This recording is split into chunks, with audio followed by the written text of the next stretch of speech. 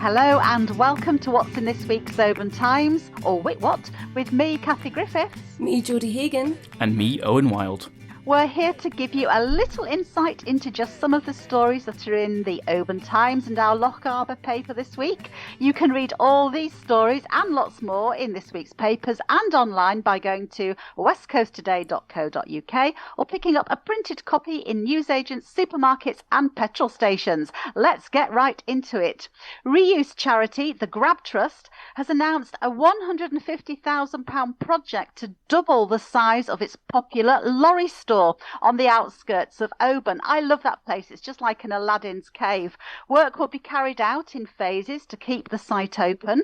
Running water and toilets for staff and volunteers are also in the big plans, so watch that space. A Tynalt Timberjill's war effort harvesting trees from nearby forests is being played out on stage, inspired by her diary.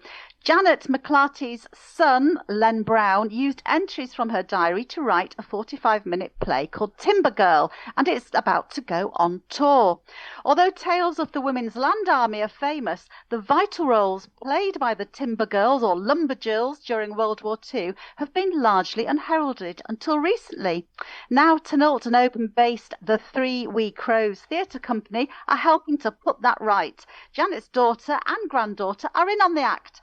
So you can see Timber Girl. It's coming up at Delavic Social Club this Saturday. It's going to be at the Rockfield Centre on Wednesday, July the 16th. And it's also going to have a couple of shows at the Queen Elizabeth Forest Visitor Centre near Aberfoyle on Sunday, July the 20th. There's actually a statue near that visitor centre remembering the Timberjills. So please go and see it. It sounds incredible.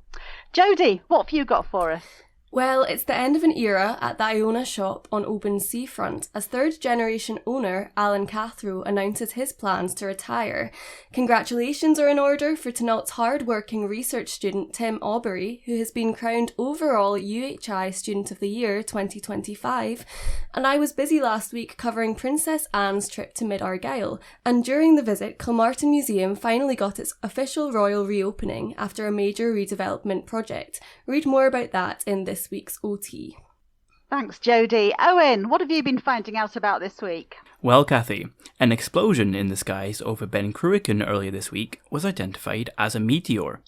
The extraterrestrial object was seen and heard from places as far-flung as Arran, Lewis and even Inverness. Hundreds in Argyll awoke to the bang, and many even managed to catch it on camera. You can find some of that video on www.westcoasttoday.co.uk. The Mull Campus Working Group has thanked donors for helping it raise nearly £80,000 for its legal battle against Argyll and Bute Council. A raffle was held to boost the amount further, and I spoke to the organiser about the cause. Argyll and Bute Council have dismissed calls from Mull and Iona Ferry Committee to free up the southern berth of Craigmuir Pier to allow for a longer ferry timetable. And finally, in this week's Loch Arbor Times, local political figureheads are calling for action on the A82. With 4 major incidents on the road in the last month and multiple serious injuries, is it time for a new road? Read the Loch Arbor Times, out tomorrow, to find out more. Thanks, Owen. Well, that's all from us this week. Don't forget to pick up your copy of our papers or find many, many stories from all our West Coast newspapers online at www.westcoasttoday.co.uk. So it's goodbye from me, Kathy Griffiths. Goodbye from me, Jodie Hagan.